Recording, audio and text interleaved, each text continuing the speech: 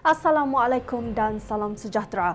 Niatnya mahu membeli kren dari sebuah syarikat, namun seorang jutawan dari Riyadh, Arab Saudi akhirnya kerugian RM1.8 juta ringgit selepas ditipu kumpulan sindiket yang memintas email syarikat menjual kren di Korea 9 Disember lalu. Mangsa menyedari hela kumpulan itu selepas syarikat yang menjual kren di Korea menghubunginya untuk meminta bayaran. Susulan itu, 9 warga Nigeria dan seorang Filipina ditahan polis di Sentul dan Cyberjaya. Dan laporan itu tadi membuka tirai kalender jenayah untuk minggu ini. Seorang jutawan warga asing berputih mata apabila dia yang ingin membeli kren daripada sebuah syarikat di Korea ditipu sehingga membabitkan kerugian 1.8 juta pada 9 Disember lalu.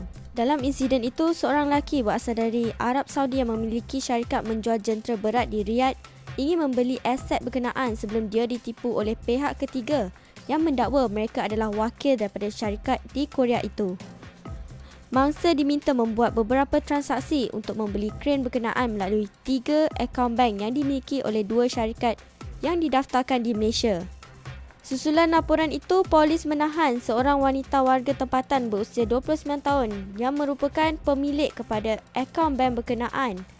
Sindiket ini mengupah RM1,000 kepada wanita berkenaan untuk membuka akaun bank yang dijadikan alat untuk menipu lelaki Arab ini. Hasil siasatan, pihak polis berjaya menahan seorang suspek warga Nigeria di sebuah bank di Sentul. Seorang wanita berusia 30-an ditahan 2 kali selepas disyaki menjalankan perniagaan pusat hiburan secara haram di sebuah premis di Pasir Gudang, Johor. Wanita yang bertindak sebagai penjaga premis dan juruwang itu ditahan pada 4 Disember dan 11 Disember lalu selepas polis melakukan serbuan di premis berkenaan yang didapati menjalankan perniagaan berkenaan tanpa lesen yang sah. Wanita itu pada mulanya ditahan pada 4 Disember mengikut Seksyen 6-1 Enakmen Negeri Johor ketika serbuan di premis berkenaan 1 pagi. Ekoran kedegilan pengusaha pusat hiburan itu, Abdul Samad berkata premis berkenaan yang didapati beroperasi semula diserbu kira-kira jam 2.30 pagi 11 Disember menyebabkan wanita berkenaan ditahan sekali lagi. 2 ahli parlimen DAP mengaku tidak bersalah di Mahkamah Session di Sarawak terhadap tuduhan terbabit dalam perarakan haram bersih 4 di Kuching 29 Ogos lalu. Ahli Parlimen Bandar Kuching Chong Chieng Jen 43 tahun dan Ahli Parlimen Stampin Julian Tan Kok Ping 37 tahun mengaku tidak bersalah di hadapan Hakim Amelati Panel.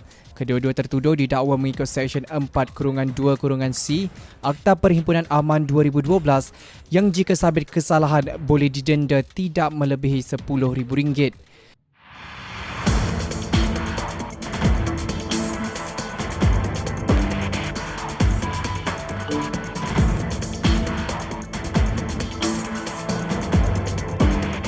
Dua pekerja sebuah hotel parah selepas ditetak sekumpulan lelaki dalam kejadian di Jalan Melayu berhampiran Masjid India. Dalam kejadian jam 3 pagi itu, 2 lelaki warga Indonesia berusia 30-an diserang oleh 3 suspek yang berusia lingkungan 20-an bersenjata untuk menyamun hotel berkenaan. Kedua-dua mangsa cuba melawan 3 penjenayah itu sebelum cedera akibat ditetak oleh 2 suspek yang membawa 2 bilah parang. Kedua-dua mangsa mengalami kecederaan serius di bahagian kepala dan tangan akibat ditetak oleh suspek yang menceroboh ke dalam hotel berkenaan. Dalam insiden itu, seorang daripada 3 suspek turut cedera selepas bergelut dengan mangsa sebelum melarikan diri menaiki 2 motosikal. 9 pelayan pelanggan GRO ditahan polis Kuat Taktikal Khas Anti Maksiat, Perjudian dan Gangsterism Stag dalam obsnoda di sebuah pusat hiburan di Jalan Metro Pudu, Kuala Lumpur awal pagi Rabu. Serbuan 1 pagi itu turut menahan 2 ibu ayam dan seorang pengurus premis masing-masing warga tempatan. Semua yang ditahan berusia dari 25 hingga 31 tahun. Pihaknya merampas pelbagai dokumen premis itu kerana didapati lesen perniagaan tamat tempoh. Semua yang ditahan dibawa ke Ibu Pejabat Polis Daerah Wang Semaju.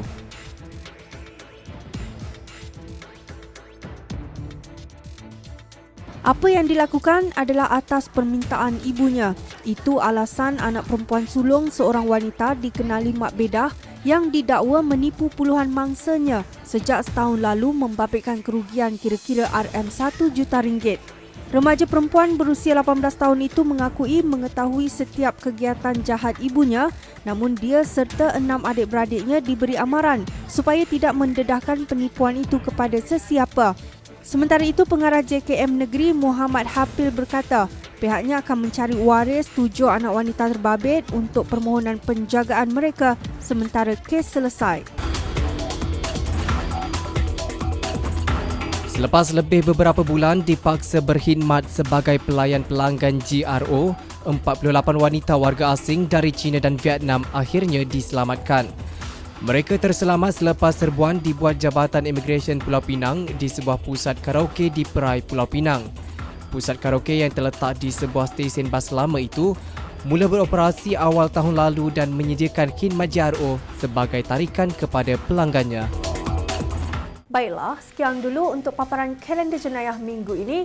Jangan lupa ikuti laman web Harian Metro dan saluran YouTube di hmetro.com.my serta platform laman sosial Harian Metro termasuk HM News Channel untuk mendapatkan laporan berita dan video menarik sepanjang minggu ini. Semuanya hanya di hujung jari anda. Sehingga berjumpa lagi minggu hadapan, selamat berhujung minggu. Assalamualaikum dan salam sejahtera.